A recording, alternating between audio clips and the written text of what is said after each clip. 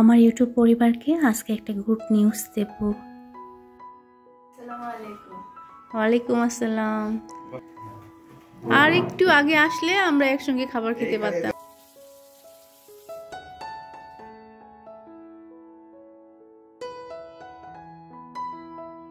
আসসালামু আলাইকুম and good morning my to family. কেমন আছেন আপনারা সবাই?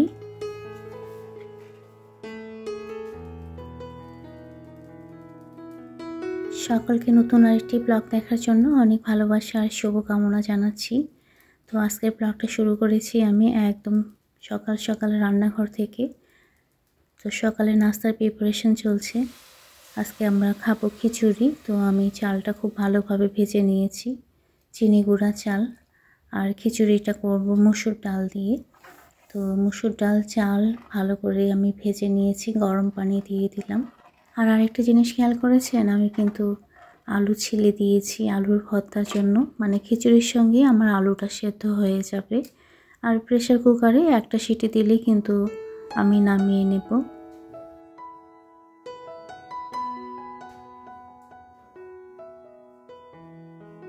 এদিকে আমি চলে এসেছি একটু ছাদে, ঠিক ছাদে না, আমি ছাদের গেট থেকে দাঁড়িয়ে একটু ভিডিও ক্যাপচার করে নিচ্ছি।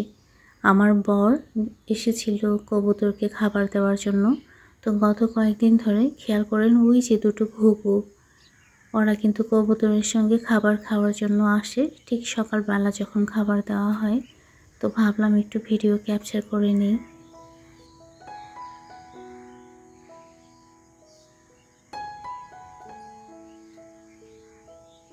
তো মাশাআল্লাহ কি সুন্দর লাগছে, ছাদের মধ্যে ঘুঘু, কবুতর, তার সঙ্গে চড়ুই পাখি। তো কিছুক্ষণ আমি দাঁড়িয়ে ভিডিও ক্যাপচার করলাম, একটু ওদেরকে খুব মন ভরে দেখলাম, তারপর চলে এসেছি নিচে। এদিকে প্রেসার কুকারে আমার একটা সিটি দিয়ে দিয়েছে, আর আমি দুপুরে রান্নার জন্য মাংস ফ্রিজ থেকে বের করে ভিজিয়ে রেখে দিলাম।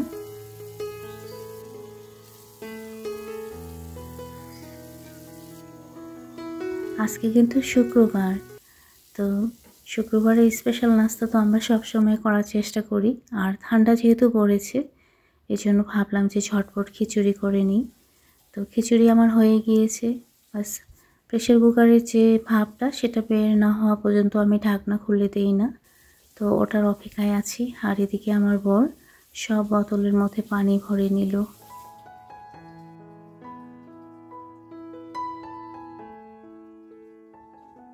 আজকের ব্লগে আমি আমার ডাইনিং এরিয়া, খাওয়ার জায়গাটা একটু ভালো করে পরিষ্কার করব। তো সেটার ভিডিও তো আপনাদের কাছে শেয়ার করব। তার সঙ্গে আমরা আজকে দুপুরে বাইরে খেতে গিয়েছি, কোথায় গেলাম, কি করলাম, সেটাও আপনাদের কাছে শেয়ার করব। তো আপনাদেরকে রিকোয়েস্ট করব ভিডিওটা স্কিপ না করে আমার সঙ্গে থাকবেন। তো এদিকে প্রেসার কুকারের ভাপ একদম বের হয়ে গিয়েছে, আমি ঢাকনাটা খুলে নিলাম। আর এখন আলুগুলো বের করে নেব। তো যখন আমি এইভাবে আলু সেদ্ধ করতে দিই তখন কিন্তু আলু ছিলে দিই।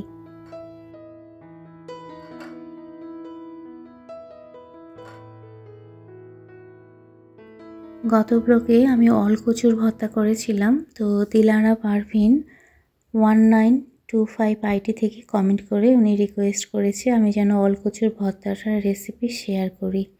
তো প্রথমত আপু অসংখ্য ধন্যবাদ ভালোবেসে আমার ভিডিও দেখে কমেন্ট করার জন্য।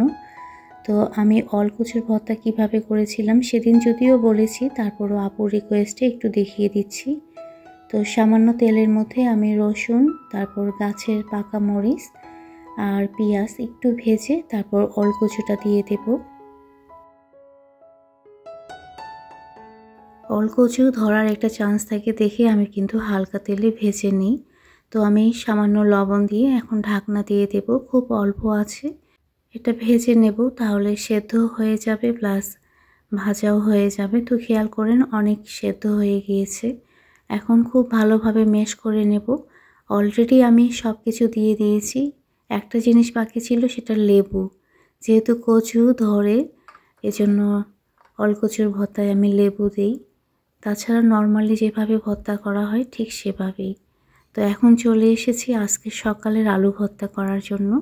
তো আমার বর আলু সুন্দর করে মেশ করে দিয়েছে, আমি শুকনো মরিচ, লবণ আর সরিষা তেল দিয়ে মেখে নেব।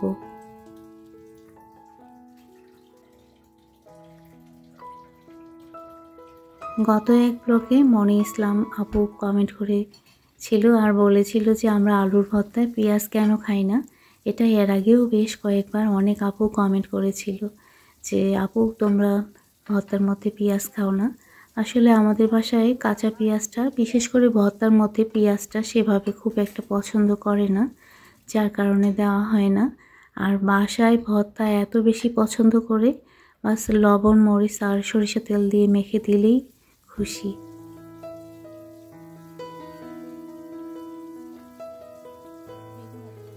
তো সকালের নাস্তা রেডি, ভর্তা করে নিয়েছি। আর আমরা খিচুড়ি সবসময় নরম যে খিচুড়ি সেটা করে থাকি, আর তার সঙ্গে বেগুন ভাজি।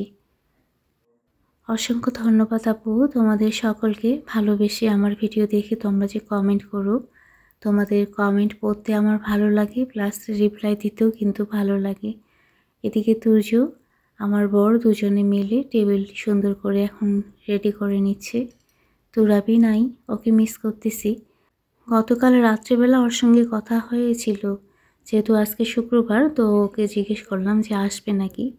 আসলে ও একটা কোচিং করতেছে, তো যার কারণে সেইভাবে শুক্রবার হলেও বাসায় আসতে পারে না।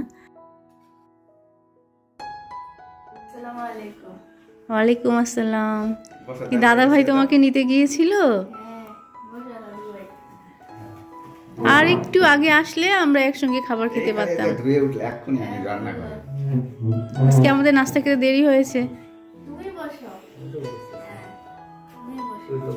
না, এখন তুমি খাও নাস্তা। দাদা ভাই বলতেছিল যে তুরাবি কি আজকে আসবে নাকি।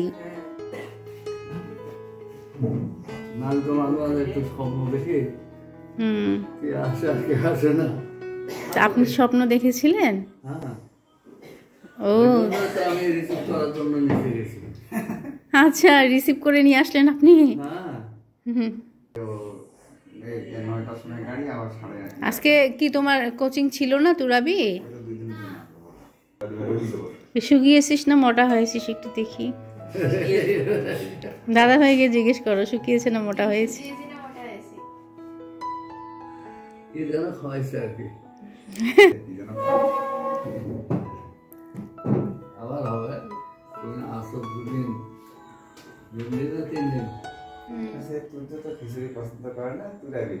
কি তুমি এখন খাবে না একটু পরে খাবে? খাবো, খিদা লেগেছে। তোমার খিদা লাগে? ঠিক আছে, কাপড় চেঞ্জ করে ফ্রেশ হয়ে খেয়ে নাও। খিচুড়ি, বেগুন ভাজি, আর দুপুরে মুরগির মাংস রান্না করব। আমি ভিজিয়ে দিয়েছি মাংস। খিচুড়ির সঙ্গে সিম না, সিম কালকে করব। হ্যাঁ, দুপুরে খিচুড়ি।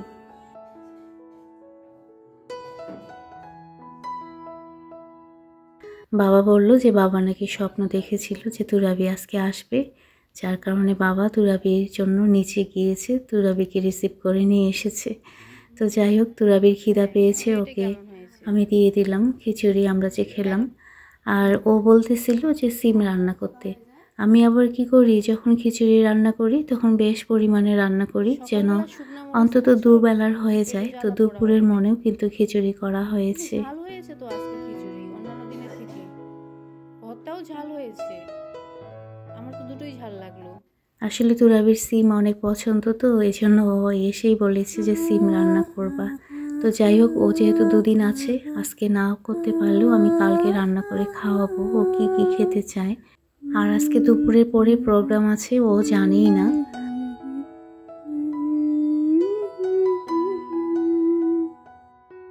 গত কয়েকদিন ধরে আমি ভাবতেছি যে ডাইনিং এরিয়াটা আমি একটু সুন্দর করে গুছিয়ে নেব বলতে একঘেয়েমি, ওই যে আমি টেবিল ক্লথ বিছিয়েছি, তারপর চেয়ারের কভার লাগিয়েছি, সেগুলো কিন্তু চেঞ্জ করাই হয়নি।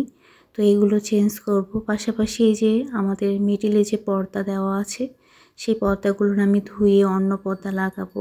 সাথে চেয়ারের নতুন কভার লাগাবো। আমি নতুন কভার কিনেছি সে কবে, কিন্তু সেগুলো লাগানোই হয়নি।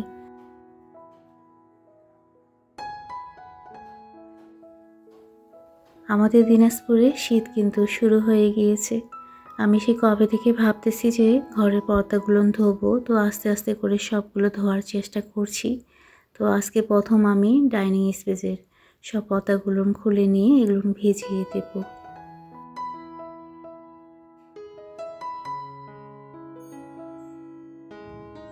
আচ্ছা, এই পর্যায়ে এসে বরাবরের মতো রিকোয়েস্ট করি, যারা এখনও আমার ভিডিওতে লাইক করেনি প্লিজ ভিডিওতে একটু লাইক করে দিন। আর যদি ভিডিওটা ভালো লেগে থাকে তাহলে ভিডিও রিলেটেড একটা হেলদি কমেন্ট করে দেবেন। ওকে, আর যারা এই কাজটা ইতিমধ্যে করেছেন আপনাদের সকলের প্রতি রইল মন থেকে অনেক ভালোবাসার দোয়া।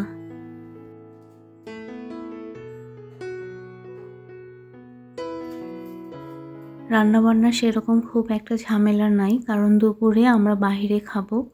বাবা যেহেতু বাইরে যেতে পারবে না, যার কারণে একটু মুরগির মাংস রান্না করব, আর খিচুড়ি তো আছে, তো মুরগির মাংস রান্না করবে তুরাবি।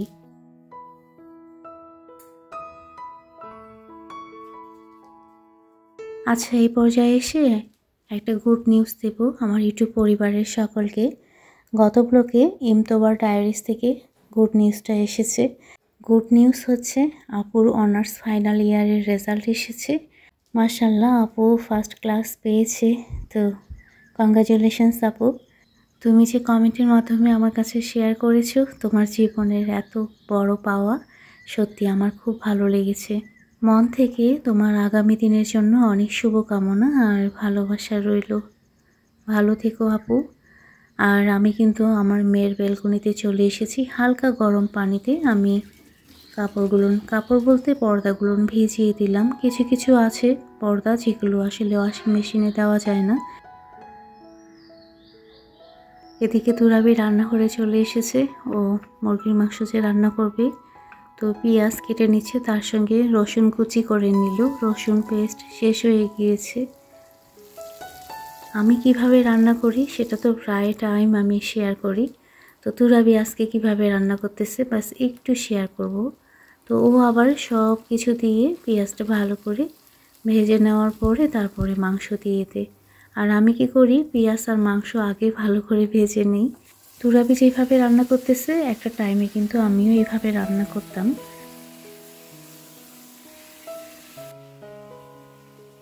গত ব্লকে সামিনা মাহবুব 4967 আইডি থেকে কমেন্ট করে আপু জানতে চেয়েছে যে মানি প্ল্যান্ট রাখার স্ট্যান্ডটা কেমন করে করেছি। আসলে আপু কোন স্ট্যান্ডের কথা বলেছে আমি ঠিক বুঝতে পারিনি।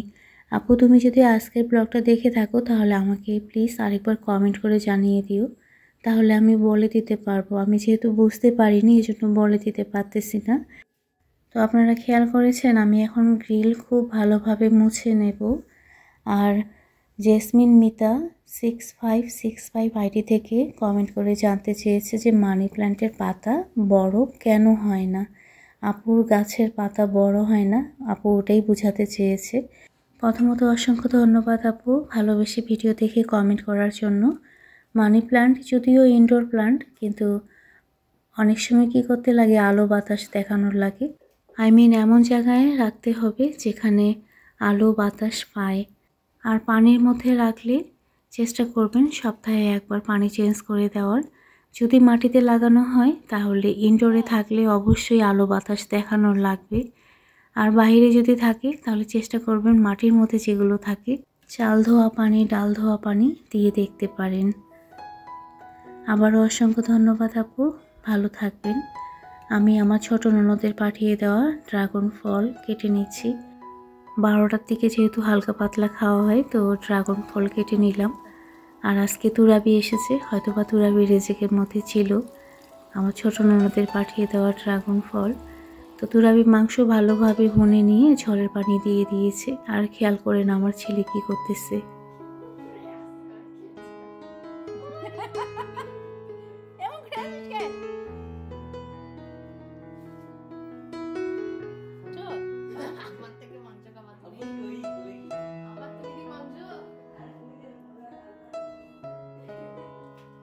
আমাদের বাসায় ড্রাগন ফল সবাই পছন্দ করে, বিশেষ করে আমার ছেলে, তো অনেক মিষ্টি ছিল। তো আমি এদিকে চলে এসেছি আমার মেয়ের ব্যালকনিতে। এখানে যেহেতু পানির লাইনটা দেওয়া হয়েছে তো শীতকালে সুবিধা হয়েছে, রোদের মধ্যে বসে বসে কাপড় ধুয়ে নেওয়া যায়।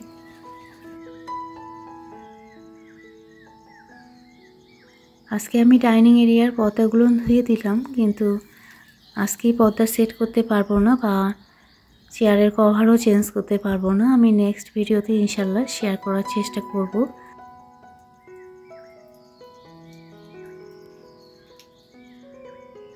আলহামদুলিল্লাহ জুম্মার নামাজের পর আমরা রওনা দিয়ে দিয়েছি। যাচ্ছি কোথায় আমাদের সঙ্গে থাকলেই বুঝতে পারবেন। তো আমরা 3টা ফ্যামিলি মিলে আজকে দুপুরের খাবার খাবো একদম গ্রাম সাইডে একটা হোটেলে গিয়ে। মাশাআল্লাহ রাস্তার 2 সাইডের ভিউ একদম অসাধারণ। কিছু কিছু জায়গায় ধান পেকে গিয়েছে, কেটে নিয়েছে, নতুন করে আলু গাছ লাগানো শুরু করে দিয়েছে।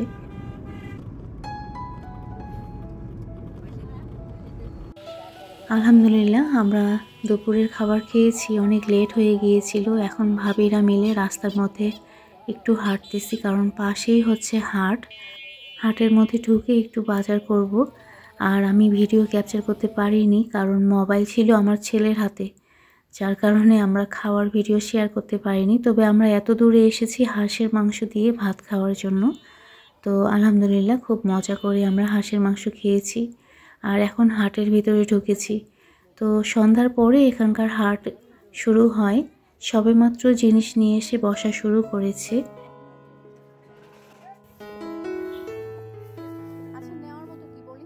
খেয়াল করেন আমি কি নেওয়া শুরু করে দিয়েছি।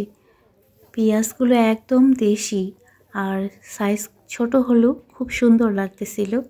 তো আমি এখান থেকে পেঁয়াজ নিয়েছি। তারপর এদিকে খেয়াল করেন কত পুরনো গাছ, কি সুন্দর লাগছে গাছটা, অনেক মোটা। পুরো হাট জুড়ে এরকম অনেক বড় বড় পুরনো গাছ। আর এদিকে কিছু আমি টমেটো চারা নিয়েছি।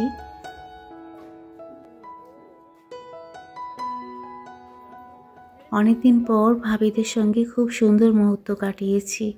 বাসায় আমরা ফিরেছি একদম মাগরিবের নামাজের পরে। যদিও আমরা ওখান থেকে রওনা দিয়েছিলাম বিকেলবেলা, কিন্তু আমরা রাস্তায় থেমে থেমে এসেছি, চা খেয়েছি, তারপর ভাজা পোড়া খেয়েছি। অনেকদিন পর আমি যেমন মজা করেছি সেরকম কিন্তু আমার বাচ্চা দুটোও মজা করেছে। ওরা তো আসলে বাসায় থেকে বের হওয়ার সেরকম সুযোগই পায় না। তো একটা জিনিস খেয়াল করেন, ওই যে সূর্যটা এত সুন্দর লাগছিল, খালি চোখে কিন্তু বেশ বড় দেখাচ্ছিল, ক্যামেরায় ঠিক সেভাবে আসেনি। তো আজকের ব্লগটা কেমন লাগলো অবশ্যই কমেন্ট করে জানাবেন। আজকের মতো এ পর্যন্ত।